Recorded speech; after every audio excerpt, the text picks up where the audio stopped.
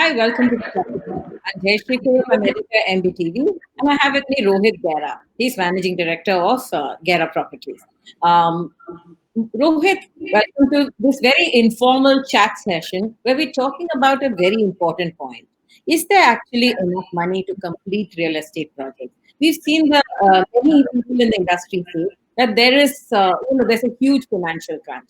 Yet developers are able to complete projects. Some are able to complete. So let's talk about this whole process of getting where does the money come from to build for the consumer, right? Sure. Very happy to be here, Jayashree. Thanks for having me. Thank you. So Rohit, when a developer starts a project, there are largely three channels. One is the developer's own equity, Yes. The lender's equity. It could be a private equity fund, it could be a bank who's funding to the project, and so on. And the third one is when I sell the remaining projects and the consumer receivables that comes in, and that keeps the meter ticking. Now, these are the three sources of funding, or are there more? No, effectively, I think these are largely the three sources, Jayashree. I think if we look at it, let's look first at the uses of the money. Yeah. Right. So we need capital for buying land. Yeah. Which either comes as developer equity, private equity, or sometimes again as debt on the developer's balance sheet and on the developer's capability. Right. Sometimes you can also have the landowner participating in the project by contributing his land as the equity. Yeah. So that's on the land side. On the construction financing side, which is the other reason why you need substantial amounts of capital, you can either put in, again, developer equity, which is generally the lowest because by and large, the developer equity goes into the land, right? The next tranche, then you can get some construction finance. Now, because it is a fixed tenure, the risk on that is lower. Most developers look at getting construction finance as debt and not use external private equity money for the construction funding. Yeah. And the third, of course, which is a very large part of the source of capital for developers, is the pre-sales money which comes in from customers. Sure. Now, when a project is conceived, how much of that money does the developer have, and at what stages do you raise finance? So I think different developers have different strategies. You buy land. Sometimes you buy land which is very far away from getting the approvals, and therefore it could take you a year or two to obtain all kinds of clearances. Sometimes the land is industrial, you need to convert it. It's agricultural, you need to convert it. So developers in those situations don't really have a visibility in terms of the exact source of funding for the entire construction money, because you don't know when it's really going to happen, right? On the other hand, if you're buying something which there's a lot of opportunity today, where you're looking at buying a project which has got approvals in hand, in that case, you need to really decide at the time of acquiring the land where the land money is going to come from and where the money is going to come from to actually do the construction. Rohit, you talked about you'd never know when it's going to start. Is that because of a delayed approvals process? Well, sometimes it's delays, and sometimes it's just that the number of approvals that it takes its time. So there is a natural process that it takes time. One can argue that should be much faster, and therefore one constitutes a delay as that. But if the normal time it takes is 12 months, well, then let's call that normal. Okay. It's too long, but it's normal. Yeah. And then often enough that 12 months can become 24, and I refer to that as delay. Okay, fair. And it can become twice the amount. Easy. It's very simple. And this is on an aside, but the transparency and RTI and all of those kind of things, and prosecution of officials, and the fear of prosecution of officials has got everybody into a state of, if it's purely entirely in his domain of discretion, he will apply it. The moment there's any risk, nobody's willing to take it. Okay. So you get pushed to the next department, you get pushed to the next department and the next department, because people don't want to take that responsibility on themselves. And that does cause tremendous delays. Okay. Would transferring this entire process online make it faster, bring more transparency? Online certainly brings more transparency, but I do think that in addition to taking it online, I think data analytics really is what needs to be used to be able to ascertain which type of projects are taking longer, why is somebody, one specific individual, why do his projects get delayed, why does one sort of approval take much longer. I don't see analytics being an integral part of the approval process, because data is not Yeah. stored, digitally. So if we track every desk and the process gets put onto a digital platform, right, then transparency comes out. But if the authorities then can start actually utilizing that data, Yeah. right, what type of issues then get delayed? Okay, and you put in a solution for that. Which types of engineers are taking longer for giving the approvals? Which of the the inspectors in the building departments are taking longer? Do they have a training issue? It could be something as simple as a training issue. It could be ambiguity in the rules, right? But as we start tracking data, and we do this in our organizations all the time, so I think it's about time that in the approval process, if it gets digitized with the view of actually, getting information which you can then solve the problems, right? It becomes a continuous process. It's not going to happen overnight. It takes some time to build up the system. Then it takes time to build up the data. And as you start debottlenecking one by one, I think it's a matter of time before the whole system has transparency and the whole system gets much more streamlined. Did RERA help?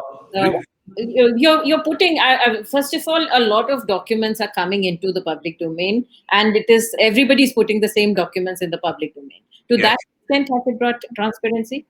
So RERA's brought transparency post the developer getting the approval, right? So certainly there has been a transparency there. Unfortunately, RERA has no jurisdiction on the planning authority or on the approval authority. Right? I wish they had brought that under the purview of RERA, because they're all integral stakeholders. Yes. So you can reach the stage of getting the occupancy certificate or an interim NOC, but you're stuck waiting for that for indiscriminate amount of time for reasons which are very well known in this country. Right? And so if the planning authority is also brought under RERA, I think you'll have far more accountability. Today it's only the developers. Yes. And in fact, this was a demand that the entire industry raised. The industry's always had this, yes. And I think even the RERA regulators, yesterday we had a very nice show with two RERA regulators, who felt that, bringing the municipal authorities, the approvals authorities under the purview of RERA and making them accountable was one of the solutions to solving the problem. Yes, absolutely. Okay, let's there's another issue I'll talk about before we move on to the financial problem. Sure. I think the problem is that when you actually plan a project, you also plan that I'll pay my EDC, IDC, my external development charges, whatever, and everything that you have to pay to the authorities. But there's no promise of a timelined delivery of infrastructure services. Does that also count as project risk? That I think is the risk that the consumer bears, right?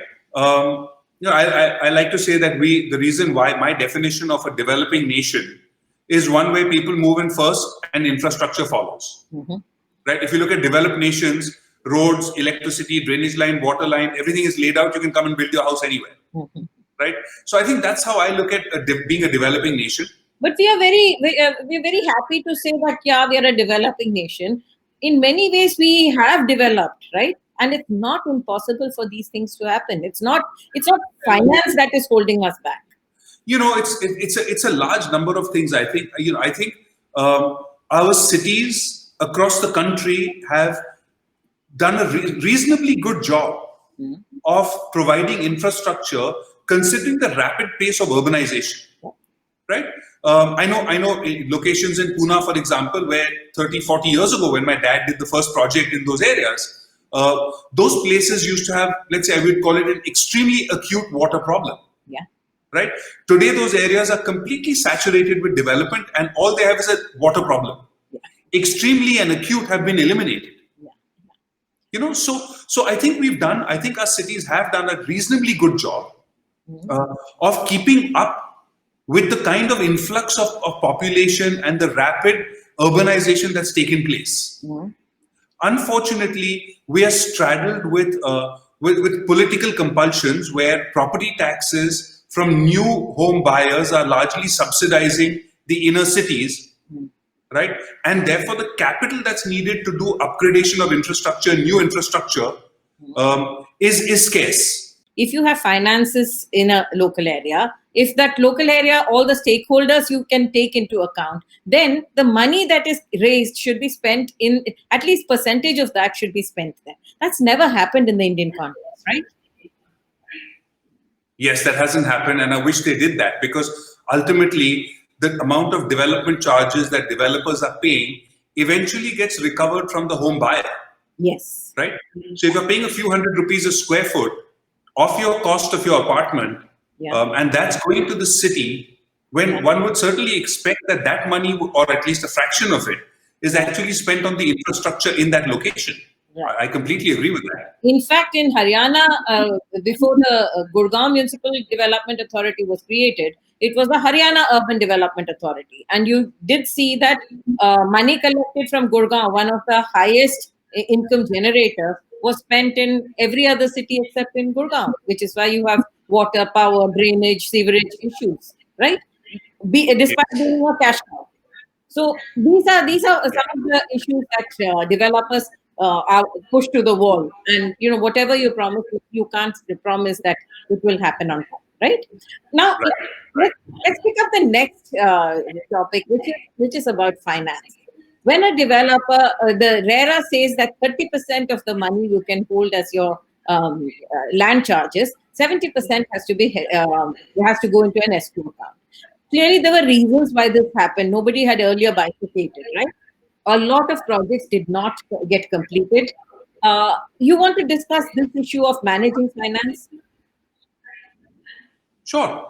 So I think the reason why the authorities, why the Act provides for a 70-30 ratio, and the 70% can be drawn out as you spend it on the project. So that presumes that whatever money comes in, you can take 30% out towards your other expenses, right? And it presumes that 70% is what will be your cost towards construction and towards your land and so on. Right? In some cities, that's the case. In certain projects, it's not. But they came to a judicious conclusion that it should be a 70-30 ratio. Now, if you haven't put money into the project, right? Even if you have sales and collection, you can't take that out of the project or out of that account. The only way to take that out is once you've spent it on the project. That's right. Right? But that works as long as you've got sales and money coming into the project. Right. The challenge as far as the industry and projects today are facing then is that if the sales don't happen, and where does the money come? And they haven't. Where does the money come to complete those projects? Yes. That's right. So the big challenge area lies there, really. So does that mean that you have to now rethink finances when you start a project? Well, look, as an organization, every single project of ours has to reach financial closure as soon as possible. So we monitor every month. One of my key review items is my construction cost coverage, which means how much do I need to sell to complete the construction of that project.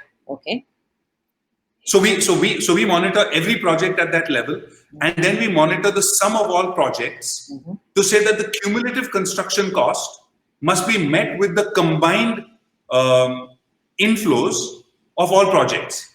So if I start a new project, the surplus of the previous one should actually complete the cost of that construction if I can't sell a single apartment in the new project. Obviously, that doesn't happen. Then you generate the additional surplus, and then you can then deploy that to the next project. But that presupposes you would have completed the project, because you can't draw more than what you've spent on a project, right? At one stage of a no. So the way we look at this is, once you've got a customer who's signed up, right, then he's got a commitment to pay you. So as you construct, you can bill. Right. So if for example, my cost to complete a project is 100 crores, right? And if I made sales worth of 50 crores, then I'm short by 50. Yeah. Right? Yeah. The moment I hit 100 crores of sales, even though my total inventory may be 150, right? The moment I've hit 100 crores of sale, my cost coverage is now covered. Sure. Normally, So what that percentage of sale can help you cover the cost of construction? I'm sorry, say that again, please. Normally, what percentage of sale do you need to cover the cost of construction? Oh, it completely depends. It completely depends at where on the location of the project, because the lower the selling price, the higher the percentage of construction cost. Yeah. So it could go as high as 66%, I would think. Okay. And it could go as low. It could go as low as 10%. If you're doing something in a super prime area where the land component is much higher. Oh, fair enough. So, downtown Mumbai, for example, the land component is far, far higher than in a suburban, semi-rural kind of location, where land is, let's say, $300 a square foot and construction is 1,600 or 1,700, and you're selling it for 2,200 a square foot. Right. Get it. Now, are developers able to meet this? And when you do the planning, the project loans that you take, is this calculation? So the way the funding happens currently is the RBI has disallowed banks from lending to developers for land acquisition. Sure. So we have to come up with that money either from our own sources, or we come up with it through private equity or from the NBFCs and so on. Right. So it's alternative capital. It can't be bank capital. Yeah. Right. So that's the first part. Is that very? Just a minute. Is alternate funding more expensive?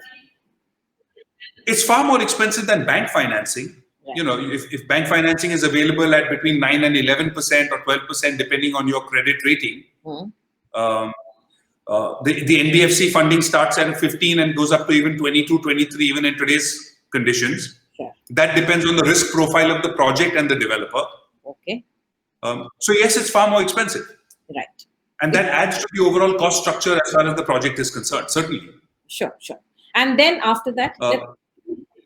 So then post that, there is really no formula, regulation or rules that say that you have to have the money in place, tied up, or let's say financial closure, before you actually commence a project.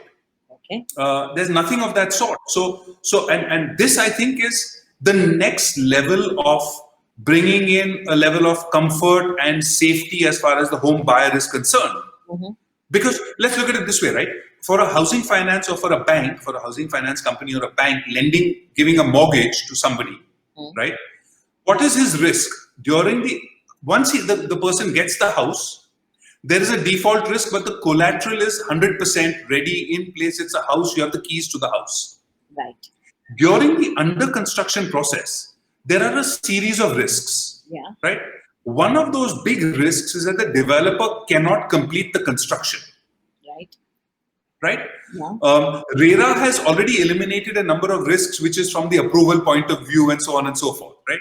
Yeah. But there is still the risk that says that suppose the developer runs out of money, how will the project get completed? Right. So now here you've got a housing finance company that funded 100 flat buyers. They went and put their money into a project which had 1,000 apartments. Right. The developer didn't make enough sales. How does the developer get the capital then to complete the project? True. Now, we're doing projects, we have projects in California as well. And I can tell you this, that you cannot start, the bank will not give you the first dollar from a financial perspective till you have full financial closure. Your equity is in place, your contingencies, your equity towards contingencies are in place. That's when the bank starts lending. Now, it's a different story that there you can only sell after the OC. Yeah. But bringing that here, in fact, the risk to the home buyer is so much greater. That's right.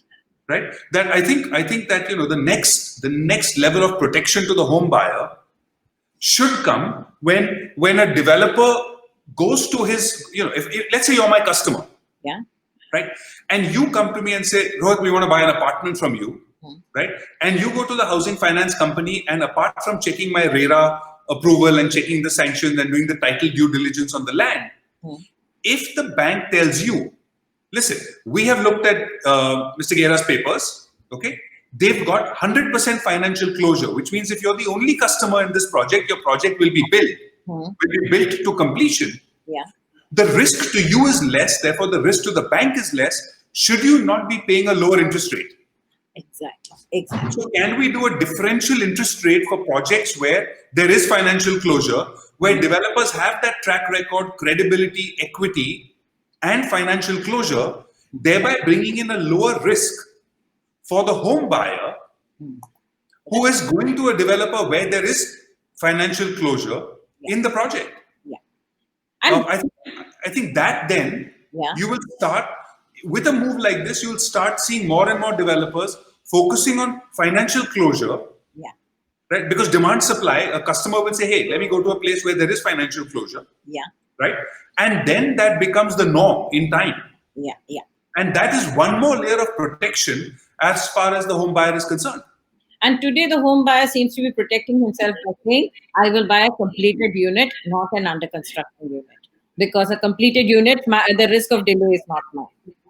This is one of the ways people are protecting themselves. But I don't see that there are still the number of sales in the primary market in the launch stage and in the early stages. There's still a fair amount of it. See, people are getting customers are getting enticed by an attractive pricing. Yeah. Right. Yes. So now because a developer is forced to make those sales, early stage, you try and entice the customer. You're starting to get stuck. Right? Then you say, okay, chalo, let's make 3-4 sales at a lower price. Yeah. It's haphazard and it isn't professional. Yes. And I think as the industry starts to mature and professionalize, I do believe that this is going to be the next frontier, which is housing finance will only be done or will be done preferentially to those projects which have financial closure. Especially retail housing finance. Retail housing, absolutely. Yeah. Absolutely. Because right now what you've seen in this entire mess of the last few years, what you've seen is that with IBC coming, the project lenders have gone and said, my money, they stood up to be counted. But the banks which lent retail finance are saying, what about us? Yes. And that's right. So there has to be some level of checks and balances at that level.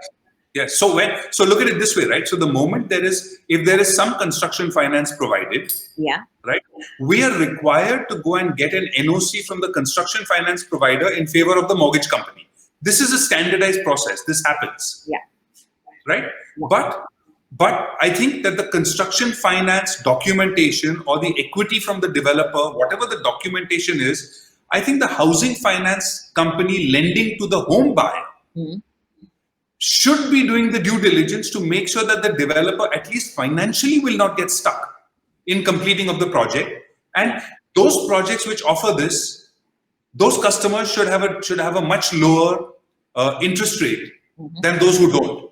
Now imagine if there is a 50 basis point spread. If you say, okay, 25 bips of risk is passed on from those who have the risk to those who don't have the risk, and you have a 50 basis point spread, I think that's enough for developers to start focusing on getting their financial closure. Right? And therefore it'll change and it'll move the industry along towards a much more self-driven financial closure-based model, rather than, God forbid, it comes in from the RBI making one more rule and then everybody's running helter-skelter. Right. And actually you're saying use incentives, not the sticker. That's right. And I'm not even saying incentives. I'm just saying look, the cost of capital is always linked to risk. Yes. Right? Why do NBFCs lend to some developers at 22% and some at 15%? Why do banks lend to some at 9% and some at 12%? It's the risk. Yes. Right? So if one developer's projects poses a lower risk to the housing finance company on account of financial closure, then pass on that benefit to that company or to the customers of that company, That company. right? To the customers of that company, and charge the others who are at a higher risk, Yeah. charge them a different mortgage rate. And what you're actually saying is that these differential rates become the entry barriers in an industry where there are absolutely no entry barriers. There are no entry barriers. Exactly. So it becomes, you start thinking and saying, okay, you can't turn around and say, "Arey, I've got the land costs 10 crores. Okay, let me go and do JV with somebody. I have to give him a deposit of 1 crore for a JV, 10%. Okay, Yeah. I've got 25 lakhs in my pocket. I'll go and give him a token of 25 lakhs, right? Start the approval process, start below the radar marketing. Yeah. No capability to actually complete the project, sell to friends and family at a discounted rate, Yeah. get the money to get the 1 crore to pay the deposit, start your project, Ram Bharose. Right. And that's happening a lot in this market right now. Well, if you actually study the cases why projects got stuck and they got delayed, I think a large part of it is fiscal indiscipline, right? And a part of that is a lack of financial closure. So the indiscipline happened in the early days when you had money coming in and you divert it. Yeah. RERA took care of diversion. But now the question is, in today's market, when the sales are not happening, right? Then that financial crunch, Yeah. which came earlier because you transferred the money out, today you're facing the challenge that the money isn't coming in. Yeah. Yeah. So again, the customer is going to be left high and dry. I'm going to take this discussion in one more direction. I find that the levels of construction on which you pay each tranche of your loan, your money from the bank, that is also a little iffy, because I find that about 90% of the money comes to developers by the time the structure is up. But is 10% all you need to complete the project after the structure is up? No, so I think RERA defines it, if I'm not mistaken, at 70% at the time of the structure being completed. But in all fairness, I think if you look at the cost of land, because the day you sign the agreement, right, you're creating a right in that project. Yeah. Right, and the land has been paid for. Yeah. If you take a typical apartment, let's say, which sells at, let's say, 5,000 rupees a square foot from an across the country perspective, right? Yeah. And you say, okay, today's margin, let's say 750 rupees, right? Your cost of construction and your land cost put together are then 4,250. Okay. Right? Yeah. If the land is already costed in, yeah, right, and then 70% of 5,000, which is 3,500, right, takes care the remaining 750 rupees easily completes the rest of the construction. But why do we see that across India there are large number of structurally complete projects which have not been completed and handed over? Doesn't the developer lose out by completing the structure and letting it stand? What we mean is completed structure standing. So let me say this very, very clearly.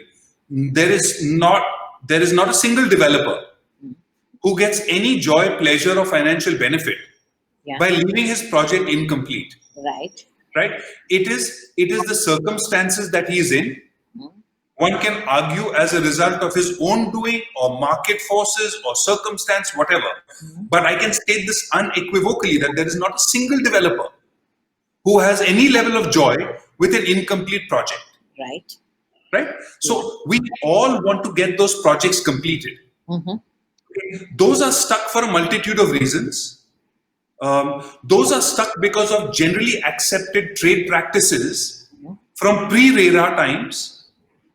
RERA came in, right, clamped down on certain things, and we didn't have a pathway to get from where we were in that old way of working to the new way. We put the new law into place and we said, okay, clamp down. Right. Today, what we're seeing with these bailout funds and so on is the situation of, and even look at what the government has said. We're putting this capital aside, but this is only to be used where where the project has a surplus that can come out. Net worth positive. Right? But we have to come together and figure out a solution for the net worth negative projects. Right. But even the net worth positive projects are not getting the funds. There is a risk There is you have a previous lender, you have a new lender. SBI Caps is managing that 25,000 crore fund, and what 750 crores have been given out Yeah. of phenomenal 25,000 crore. If you're only able to give a paltry 750 crore after such a long time, there is something seriously wrong in that risk assessment, right? Or in the risk Yes. itself. Yes. What is that? Yes. Would you like to tell us about that old lender, new lender principle? So I think I'm not an expert on what goes on in the banks and in the financial institutions. So just looking at it from one step outside, Yeah. right? I'll tell you some of the fears which, when I talk to friends in the banking space, right? Some of the fears today include the risk of vilification, the risk of criminal actions taken against the lenders for writing off amounts which were just banking is a business, Yeah. right? You make a bad business call by lending to something which went wrong. Yeah. Nobody wants to take that risk or take that call anymore. Yeah. So that is a contributing factor. If you say, listen, we will not take action against you if it follows the following process, follows a transparent process, and your job, your liberty is not at risk. Yeah. As a professional in the lending space, Yes. then I think people will come forward and find solutions. This is a classic situation of why should I risk my job, my security, my liberty for some developer where some guy before me gave a loan to some developer for whatever reason. Nobody wants that risk anymore. And that's a very big part of people not stepping up to solve the problem. Yeah, I'm going to ask you a silly question. I'm from outside the industry. I'm only a communicator, so I'm going to ask. It might sound silly to you. By all means. If there is a lender, I'm lender one, and I have lent to you for a project. The project went up, let's assume 6 floors, and the project got stopped because we did not have financial closure. The money ran out, it was diverted, whatever. Today, that project is at 6th floor level. Yes. There's a stress fund that is being brought by another lender. Now, what does it take for this lender one to say that look, if the project is complete, at least there's light at the end of the tunnel, I'll get my money back. If I don't allow somebody else to bring that last mile funding, my money is anyway stuck and it continues to be stuck. Why doesn't this find a resolution? I'm not able to figure out. If you could help us. I agree with you. I think if there is money which you put in, which you've lent for a project, the project is left incomplete, and if there is any net worth positivity left in that project, right? Then the bank should put in the stringent measures to monitor, right? Put in a penal interest rate, okay? Yeah. Effectively make the developer literally your project manager. Yes. Okay? Get it done, get it completed, right? Keep your lien on the unsold inventory, and get it completed.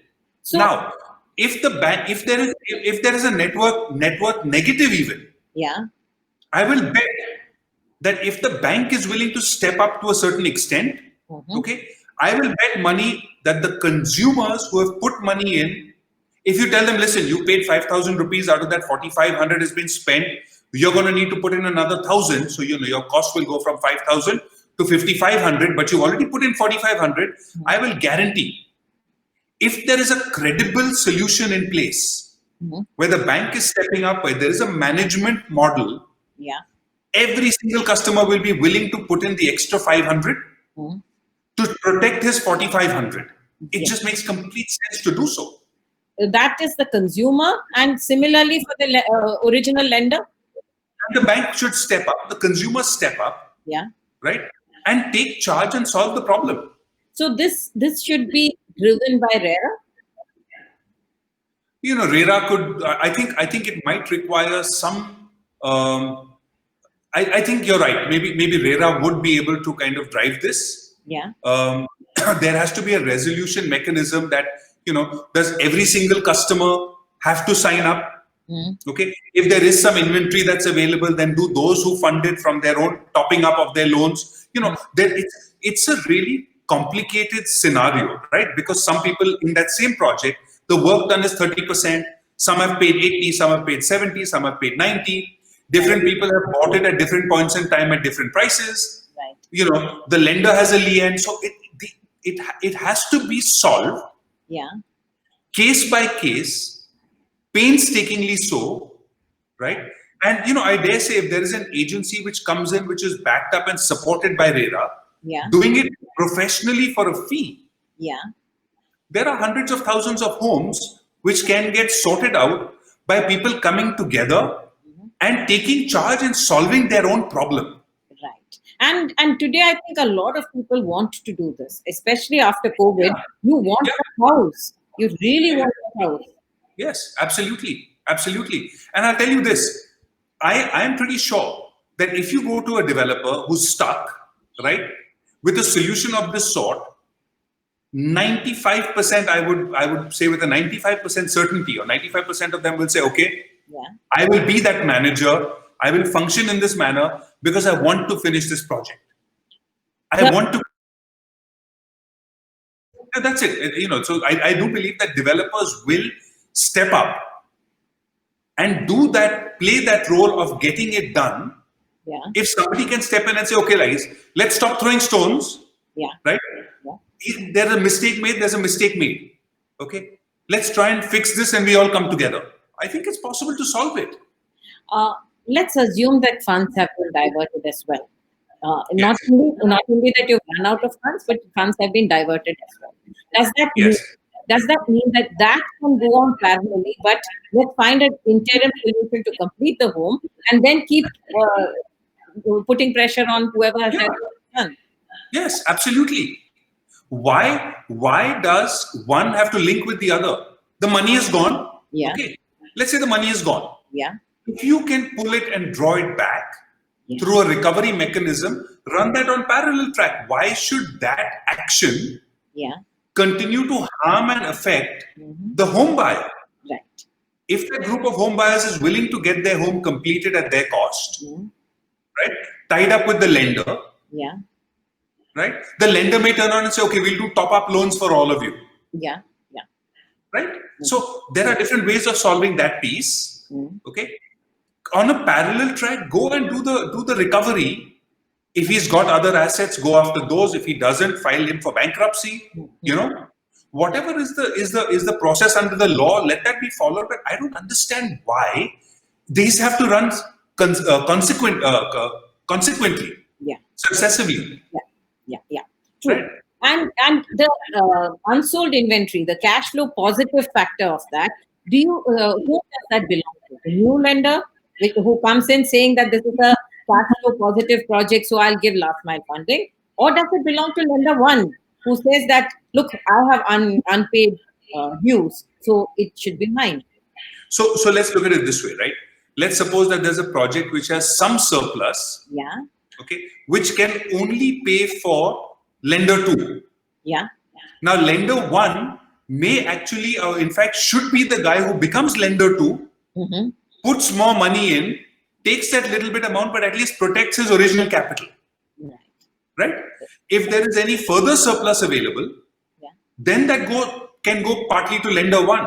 Yeah. But I think lender 1 needs to understand that their money is stuck. Yes. Right? But I think there is also RBI restrictions on lending more, right? If you're stuck, I mean, officers are scared. They've taken a bad call first. There is some money that is not there in the system, and scared to throw good money after bad. Yes. So I think the RBI needs to permit that, to say in these kind of circumstances, if you adhere to these things, it's construction finance. You've got enough collateral, right? You can take that risk. Yeah. Does this mean that the 25,000 crore fund that the government of India has declared should actually be available to all lenders and not only SBI caps? Because that's a clash of the lenders that's happening right now in the industry. I think all lenders have the money. You know, every bank is flushed with funds, which they're giving with the RBI for 3.5%, which is sitting at those rates, right? Yes. So maybe it's the RBI that needs to say, okay, if you want to put more money to recover your first round, and you've got the ability to recover it, well, then we'll allow you to do it. Okay. Yeah, I think so. It could be something as simple as that. I'm not an expert on the banking side. Right. Absolutely. So No, this is just because you have a inside you. You're many generations of your family have been in the construction business, and you Yeah.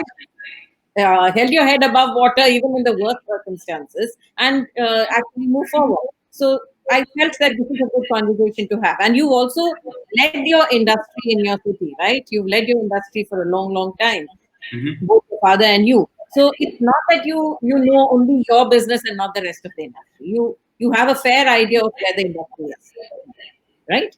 And well, I guess having done it for nearly 30 years, and my dad's done it for nearly 50 years. So between us at the promoter level, including my brother, we like to say we have over 100 years of experience in the Indian real estate space, right? So right. yeah, that is a fact. Okay, now let's get into that final leg, which is the marketing. Now, marketing, there were numerous subvention schemes which sounded extremely attractive to the consumer. Now, when those subvention schemes went sour, where developers had delayed projects, they were not paying on behalf, people lost their credit scores, all kinds of problems. Suddenly, Yes. people clamped down saying no more subventions, right? Period. No subventions.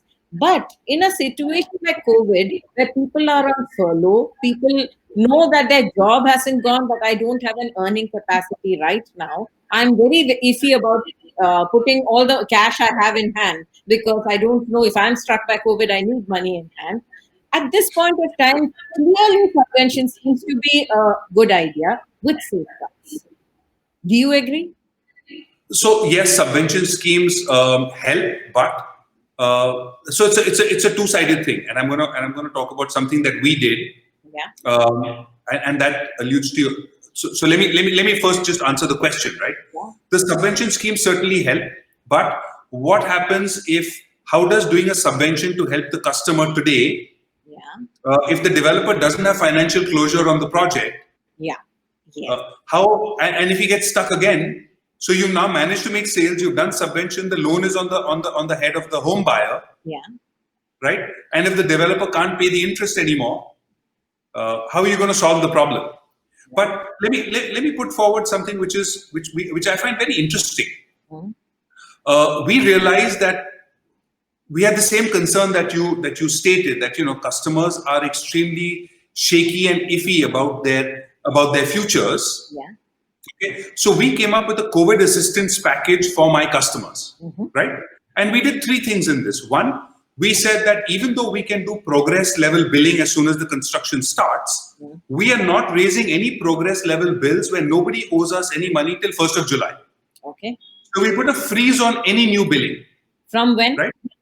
From 15th of March to 1st of July, no new bills will be raised to anybody, even if we construct and make progress. Right. Okay. The second thing which we said is, if you have an outstanding post 15th of March, right, and you have a state of distress or you're concerned, let us know. We will stop your interest meter, and you can pay us on 1st of July. Okay. Okay. And the third, which we thought long and hard, is if you have equity which is with us, if you've given us money, okay, and you need some of it back, right? We're willing to give you back some of your money for a period of 3 months to tide you over your crisis. Okay.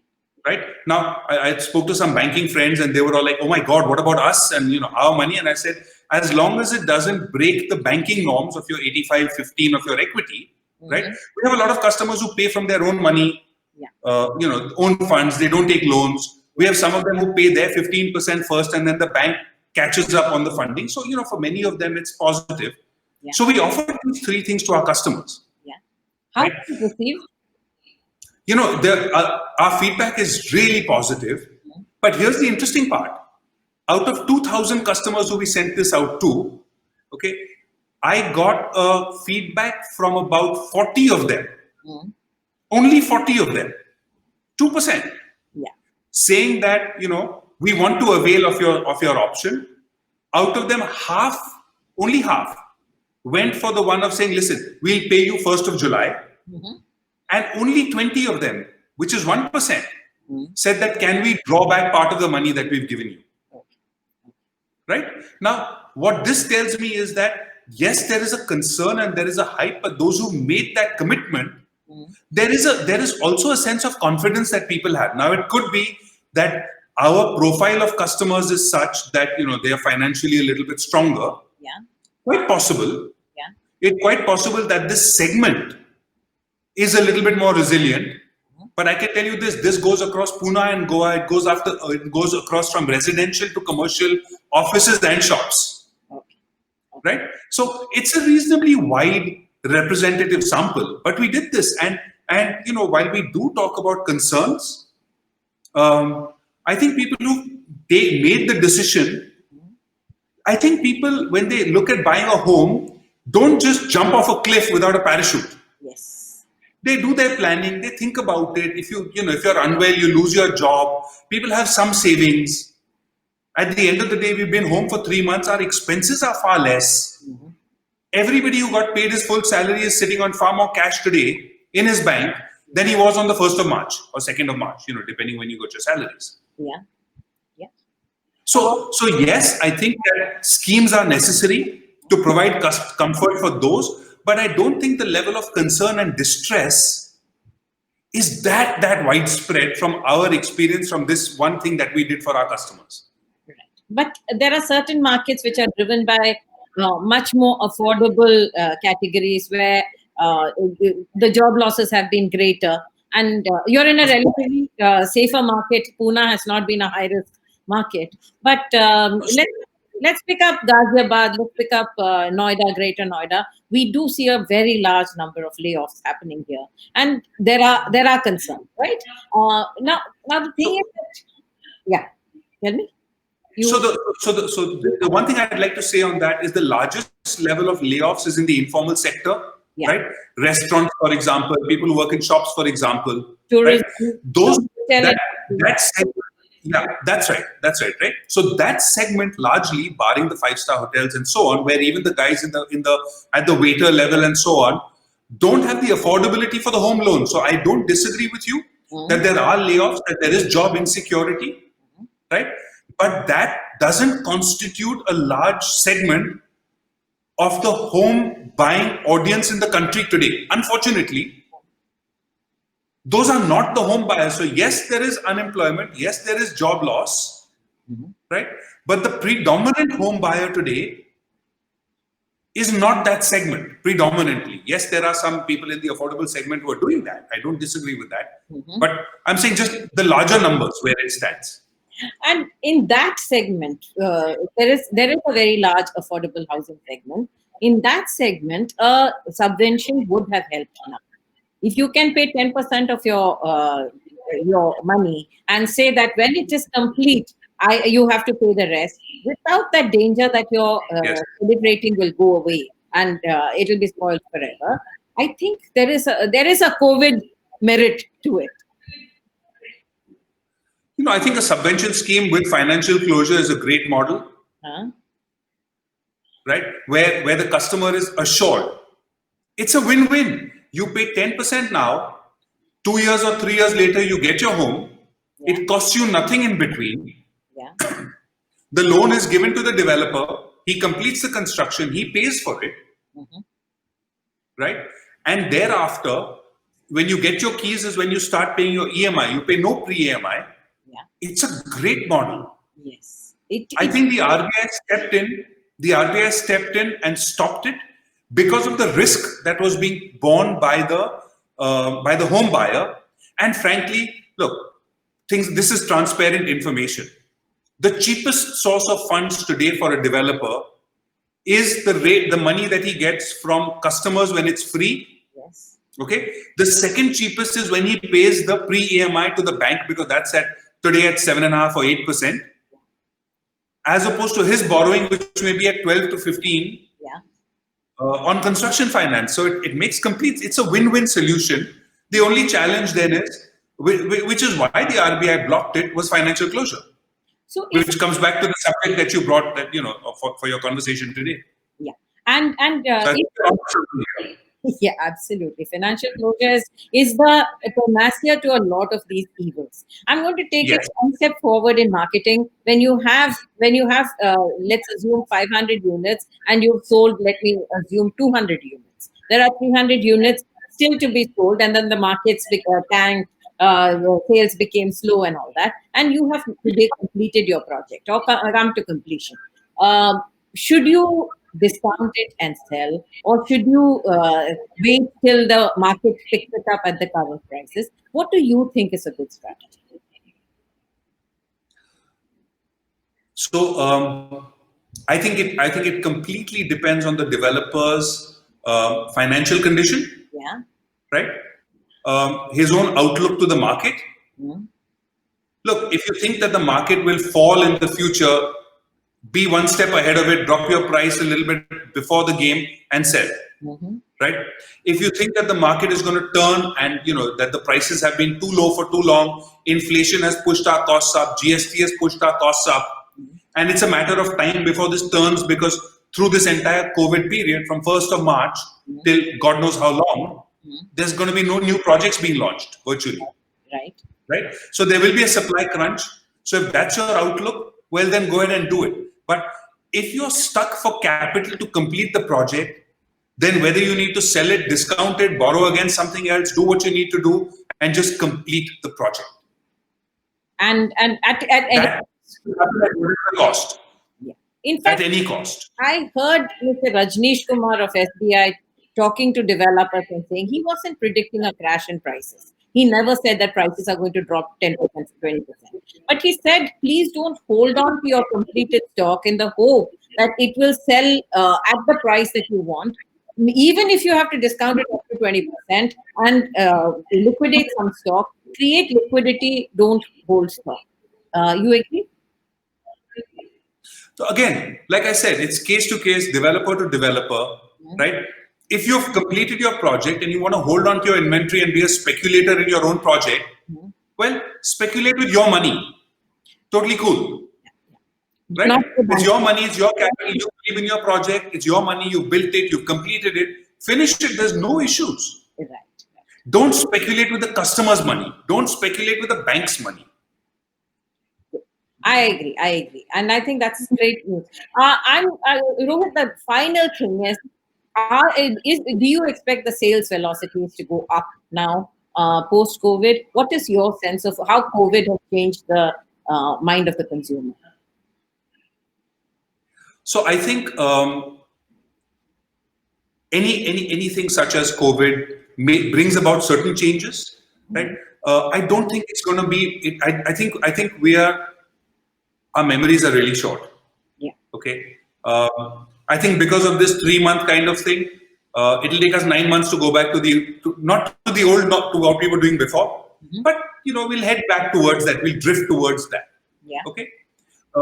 In terms of sales, I certainly see demand coming back, but I think the demand is already going disproportionately high to developers who have got a track record where concrete is currently being poured on the site, where customers have a sense of confidence that I will get this home on time to the quality that's been promised, and it's backed by a developer's track record of having done it.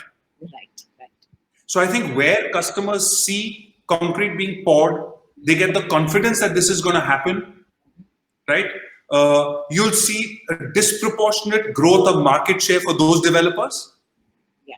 And those who have been indisciplined in the past will find it that much harder to make the sales. They may have to discount that much more. Consumers may take a risk on those projects because of the attractive pricing. Right. And then those will get completed, hopefully. And you'll go forward. But I definitely see a distinct shift towards those projects where concrete is being poured and developers have a track record and delivery being done.